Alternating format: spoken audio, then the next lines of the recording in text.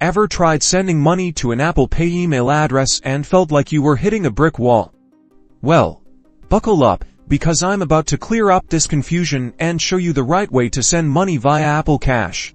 First things first, forget about using an email address directly. Apple Cash works through iMessage using either the recipient's phone number or the Apple ID associated with their Apple Cash account. So, open your iMessage app and start a new conversation with the person you want to send money to, or select an existing conversation. If either you or the recipient hasn't already set up Apple Cash, you'll need to do that first. This involves going to the Wallet app on your iPhone and following the prompts to activate Apple Cash. Just a heads up, you'll need to verify your identity to use this feature, a crucial step for security. Now, back in your iMessage conversation, look for the Apple Cash icon. It's usually located in the app drawer below the text input field. If you don't see it, tap the App Store icon.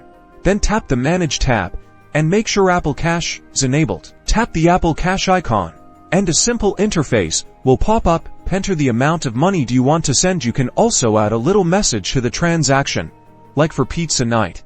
Once you're happy with the amount, tap the Send button. Double-check the recipient and the amount one last time before confirming. You'll likely be prompted to authenticate the transaction using Face ID, Touch ID, or your passcode. Once authenticated, boom, the money is on its way. The recipient will receive a notification and the money will be available in their Apple Cash card. And that's it. You've successfully sent money using Apple Cash through iMessage. Remember, phone number or Apple ID, not email address, is the key.